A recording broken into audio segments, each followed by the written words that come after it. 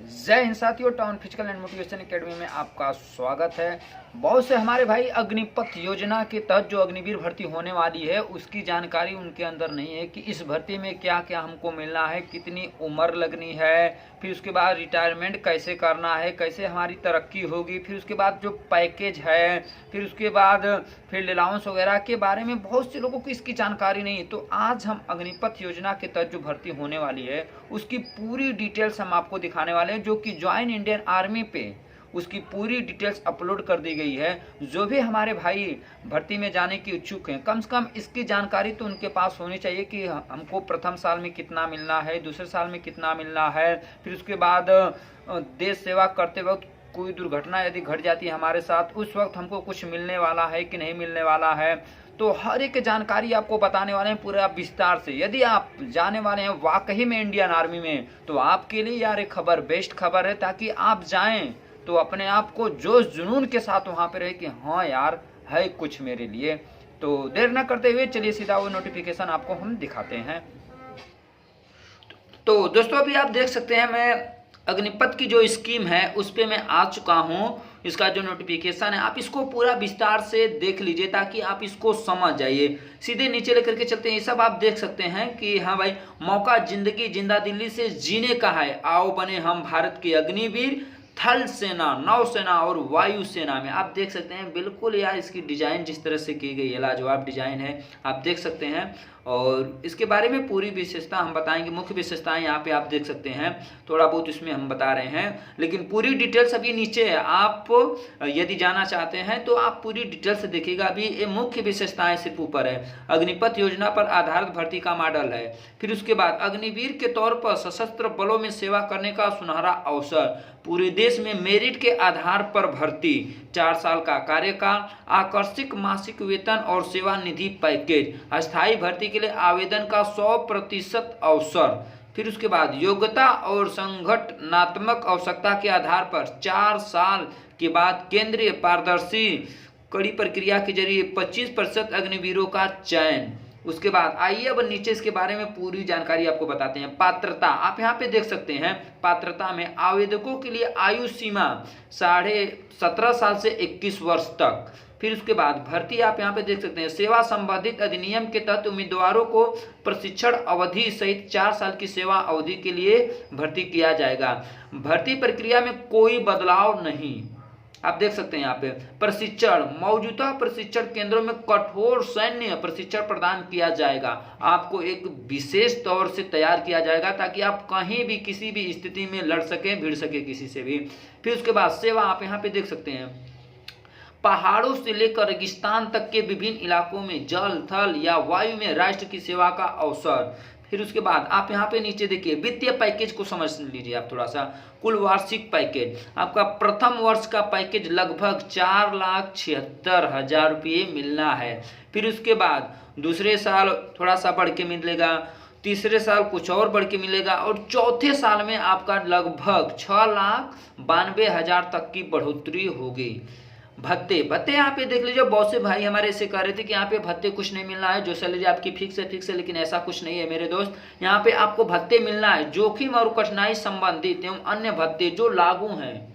जो लागू है का मतलब जिनको जो भी भत्ते मिलते हैं ना, रेगुलर वाले हैं, उसी तरह से आपको भी यहाँ पे भत्ते मिलना है जो भी लागू है। आप यहाँ पे साफ शब्दों में लिखा हुआ आप पढ़ सकते हैं, जो भी लागू हुआ आपको मिलना है। फिर उसके बाद देखिए सेवा निधि, प्रत्येक अग्निवीर को अपने मासिक वेतन का 30% का योगदान देना है। यानी कि आपका जितनी सैलरी मिलती है ना उसमें से 30% कटौती होगी। सरकार द्वारा समान राशि का योगदान किया जाएगा।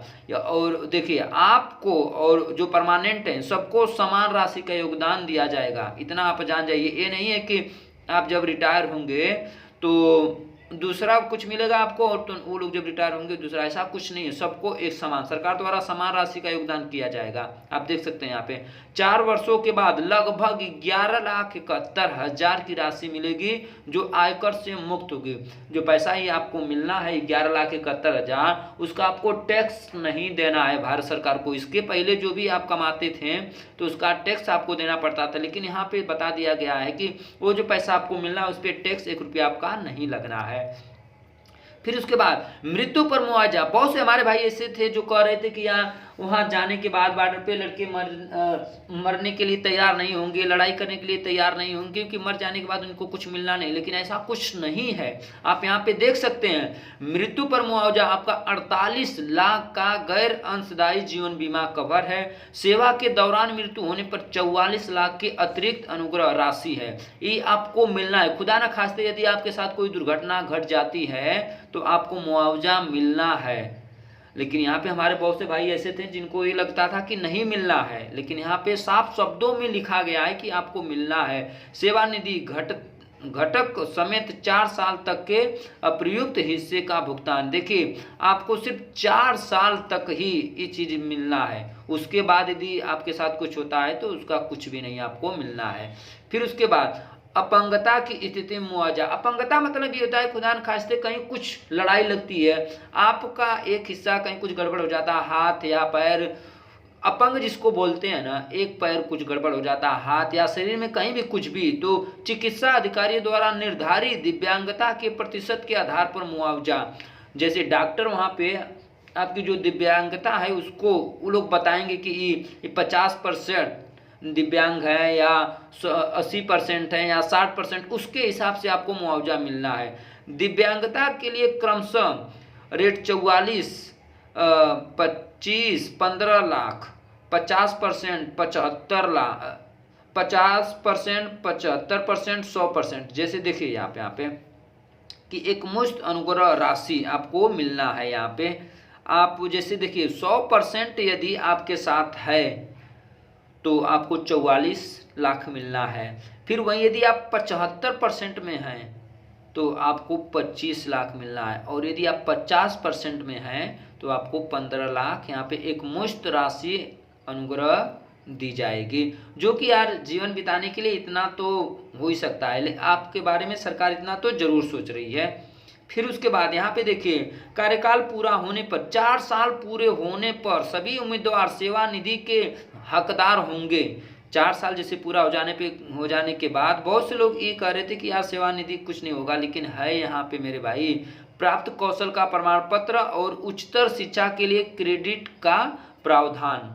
यहाँ पे आपका जो कौशल है उसका एक प्रमाण पत्र बनेगा कि हाँ ये अग्निवीर थे, 4 साल देश सेवा किए हैं, ताकि उसको आप लगा करके किसी भी वैकेंसी में आप भाग ले सकते हैं।